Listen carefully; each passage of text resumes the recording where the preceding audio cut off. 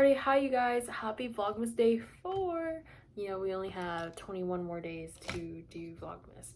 But for today's video segment of Vlogmas, I just wanted to do a more so, not vlog because I feel like I've been doing that lately. Also, yes, I did not make my bed, so please don't come at me. But it's been a rough weekend, to say the least. And it's only Saturday. And currently, I'm filming this at 8 o'clock at night. So this is going to be a very long night. But anyways, for today's vlog or like video, I guess, but for today's video I wanted to do more of a how I study, how I stay productive, all of that stuff. And that's not to say I am not a procrastinator, because if everyone knows me, you know how much I love to procrastinate on certain things, especially something that I don't want to do, which obviously that's why you procrastinate. I will procrastinate that to the very last minute and will not do it, which is really bad, and I'm trying to like get out of the habit. I remember back in 2020 I was like, I'm not gonna procrastinate, like I'm gonna get all my work done when at a reasonable time rather than the last day. That has not happened at all, aka college apps. But anyways, back to the storyline. So I just want to give you guys some of the general tips and really break it down. Okay, so the first three, the three general kind of like tips, tricks, things that you would normally see on Pinterest, on, you know, social media, any type thing, is obviously to turn off your phone. Obviously that's like just like a very general tip, is to get anything done really, you need to get off your phone, you need to turn it off, this and this. So what I've learned by watching all these YouTube videos and like putting my phone away type things is that sometimes I'm stuck on a homework problem. So like, for example, I'm doing my math homework and let's say I am stuck on question 6 and I'm like, okay, let me go text my friend, how do you do number 6? Because obviously if I'm stuck on it, I need help. One thing leads to another, then I end up texting a friend. Therefore I'm not on my phone. Therefore I am on my phone now. So it's a very controversial for me to say don't be on your phone when, if you're in need of help to complete an assignment, for instance, you need to be on your phone. Because it's like, yeah, so I think in general it's don't put your phone away, it's be mindful of it. And that just really tests your ability to like control yourself, basically. Long story short, be mindful, control yourself when you're using your phone in relation to any work you're trying to get done or anything like that, is what I'm trying to say. Number 2 is getting a focus app or something along those lines.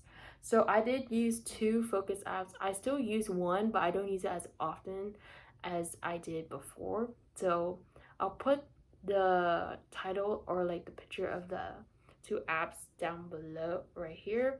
But basically one of the apps, I don't remember the name of it, is basically you would have a focus timer, and then let's say I put 25 minutes. So that 25 minutes I'm not allowed to get on my phone, because anytime I touch my phone it would be like your plant has died, because the purpose of it is to, your 25 minutes, it grows your plant to like a third of your plant is like planted and watered and all that stuff, you know, like it's basically growing a plant. And then anytime you get on your phone for any reason at all, it was like your plant died and you had to restart. And then after your 25 minutes are up, they give you a 5-minute break, and then it's time, you can get on your phone, you can do whatever you want. After the 5 minutes, you go back to the 25 minutes and you get the concept. So I think I stopped using that because personally it hurt my soul that my plant kept dying, because I would just like text my friend like, hey, do you need help or something like that. So personally, if you're not that affected by that stuff, then use it. I think it's a really good concept, and I think the overall concept of the app is really nice. I just personally think I take it too personally like a lot of things in my life. But anyways, besides the concept, the one that I use now is called Focus Keeper. For this app specifically, it really is just encapsulating the same concept as a tree one, just without the tree. You can control how many minutes you get for your focus times. My third tip that I have seen a lot of times is obviously doing your to-do list, which I have right here. My good friend Riley bought me this for my birthday. Is a do or do to-do list. Obviously you can get one of these. I use my iPad to do my to-do list, so let me show you guys that. So You can see sorry, my iPad's really disgusting, but you can see I have a bunch of to-do lists for all my classes and stuff, and then it's for the days of the week. I also have that there. So it can be as simple as a notepad. It can be as simple, I usually use index cards. That's what my brother uses, index cards. It can be as simple as that, or you can be like a little tech savvy and get like that stuff. It really just depends on you. And my button's falling out as we speak, but we're not gonna talk about that. You can't see that. You definitely can't see my hair waggling around.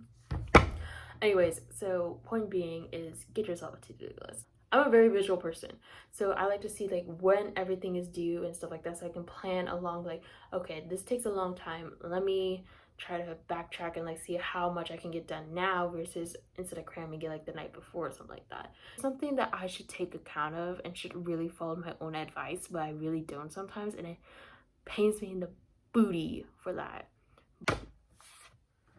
Okay, so to be more general, to be more specific, I also don't say that word right, so don't come at me.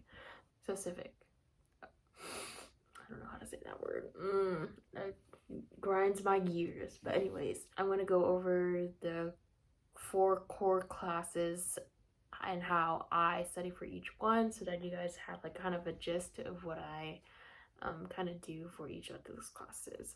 So to start out with, let's do history. So history is very reading based. I think of all the history classes I've taken, it's really just read the textbook, take the notes, come to class, discuss about it, learn more from your teacher about specific events and their significance, learn about similarities and differences, learn about contributions from certain people, causes and effect, expand, explain, perspective, pros and cons to the historian, like primary, secondary source, and then take your assessment.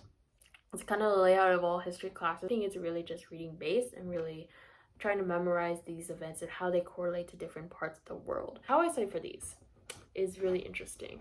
I love to use Quizlet. Quizlet, you're gonna see me say that a lot throughout this video, but Quizlet is by far one of my favorite like websites. Or like another thing I love to study for history is I would type the topic and I'll put PPT to like PowerPoint to go to images, and there's like sometimes there's a bunch of PowerPoint images on there that like go over your information. You just learn more and more. I'm a very visual person, so I need to see these PowerPoints myself in order to understand.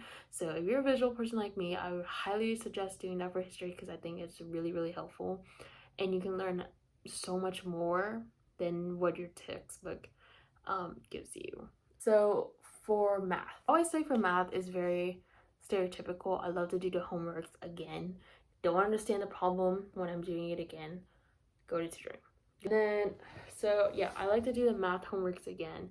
Then I'll look at it and I'll look at the blank sheet of like the math problems, and I'll mentally go through the steps of how to do it. And I think that's how I actually grasp what is going on, especially in IB HL math year 2. It's not about learning it's not about getting to like the number 54 for equation. It's it's grasping more than just being able to do the problem. It's like, are you able to explain this to somebody else, like fully teach it, rather than just explain like, okay, you do this plus multiply by this, take the square root, yada yada yada.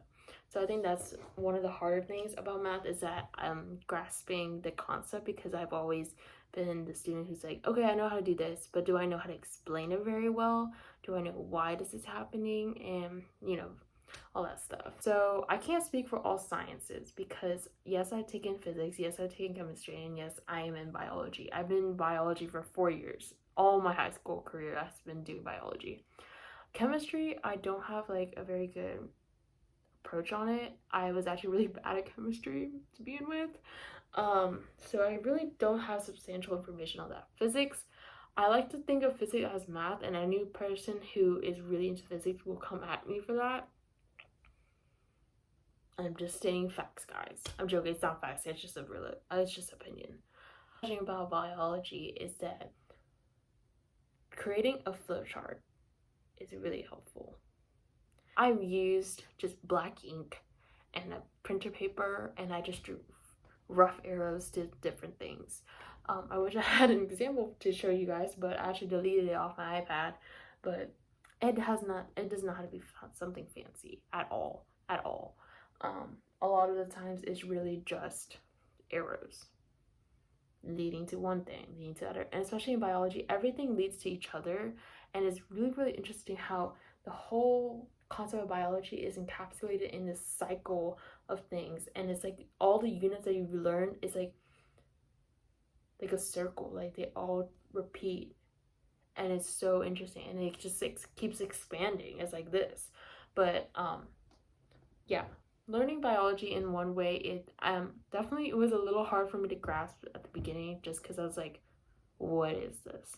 But after you start to get it and you start to understand, you fully understand, get a foundation, and then start to expand from there.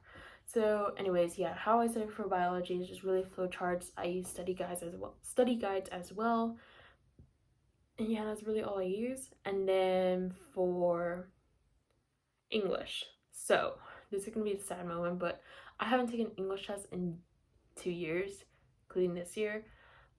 That's just because IB English at my school, we just use portfolios and essays for our test grades. I've never really taken a time writing either, so I really can't tell you how to prepare for those. Maybe I'll have a segment where one of my AP friends talks about time writing, and I can give you guys a substantial approach on how to study for time writings. But as of right now, there's nothing. I really don't have anything for you guys for English. I also suck at English, but my portfolios are supporting the grade right now, so that's good. But I hope you guys liked the vlog today. Sorry it's like all over the place. I feel really all over the place. But tomorrow's vlog better be a little more put together than this. I really wanted to do this video because I know a lot of you guys are going through finals and going through assessments, tests, quizzes, and all your classes. And this time around the year, it kind of sucks because we really want to be in that festive holiday season, but we're boggled down with stress. So I know, I believe in you guys, and I know you guys can take on the world and take on your assessments and quizzes. And I hope to see you guys tomorrow with Vlogmas Day 5. Bye, guys.